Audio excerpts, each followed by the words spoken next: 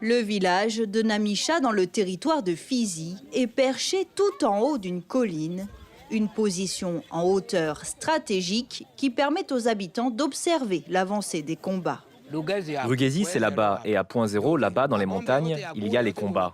Nous entendons les bombes, que ce soit la nuit ou le jour. Les bombes tombent.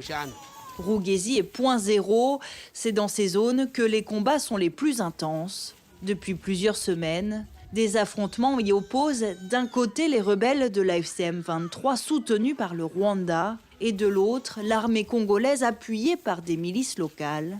Contrôler cette zone, c'est contrôler les accès routiers du territoire, essentiels au ravitaillement des troupes sur les lignes de front.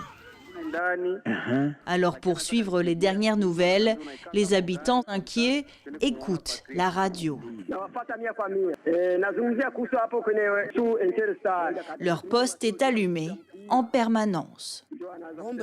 Si les combats se rapprochent, on sera obligé de fuir et de nous déplacer parce que c'est difficile de rester dans le village. Des bombes pourraient nous atteindre. On ira dans la brousse passer quelques jours et en cas d'accalmie, nous reviendrons. Une inquiétude qui grandit à mesure que les habitants voient arriver chaque jour de nouveaux déplacés fuyant les combats.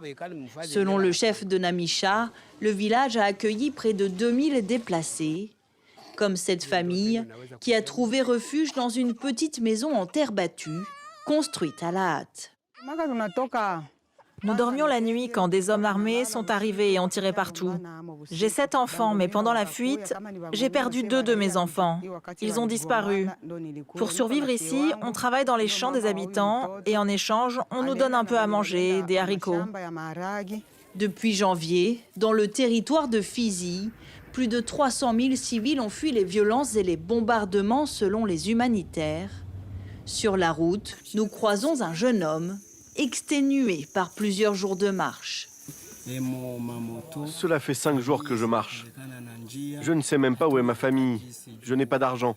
J'ai abandonné mes champs, je suis fatigué. Une fuite sous bonne garde, avec lui des hommes lourdement armés.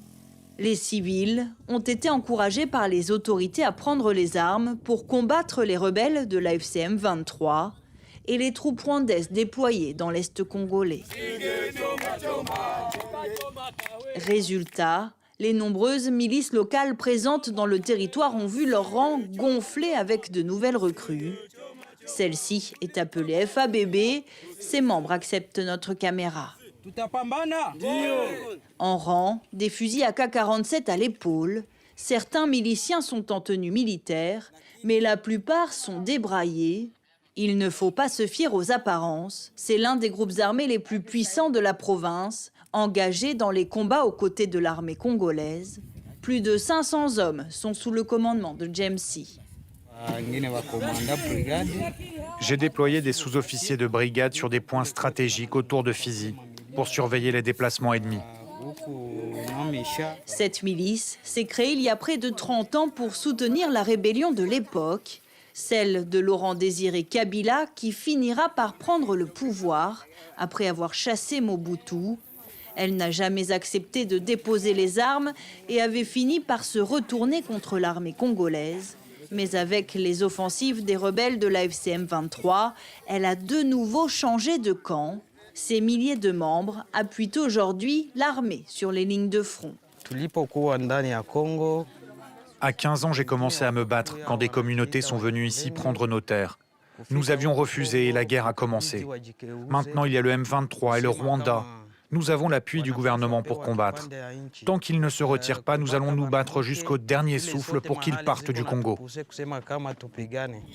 Si ces milices disent aussi protéger certaines communautés locales, d'autres craignent leur violence. Human Rights Watch dénonce des meurtres, maltraitances et extorsions, parfois sur la base de critères ethniques. Preuve de ces violences, ce village, brûlé et pillé, à moins de 10 km de Fizi. L'armée congolaise est bien présente, mais peine à contrôler ces milices. Nous ne sommes pas autorisés à filmer les militaires congolais. La zone est stratégique. Mais les autorités locales rejettent ces accusations d'exaction. Du territoire des Fizi, nous avons les Banyamulenge, nous avons les Bafouliru. Ils sont là, ils travaillent sans problème. Donc, on ne vous trompent pas qu'ici, chez nous, nous avons les problèmes des communautés, et nous avons les Banyamulenge qui sont marginalisés. C'est faux. C'est faux et archi faux. Ce sont des histoires qui sont inventées par les politiciens en mal de positionnement, qui sont dans la diaspora ou ailleurs, qui veulent attisser le fait.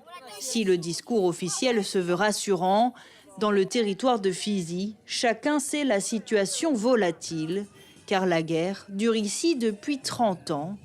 Les espoirs des habitants reposent sur l'accord de Washington, signé en décembre 2025 entre le Rwanda et la République démocratique du Congo.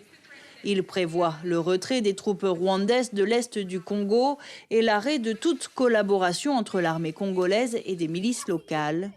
Mais cet accord peine à se concrétiser sur le terrain, éloignant les espoirs de vivre un jour en paix.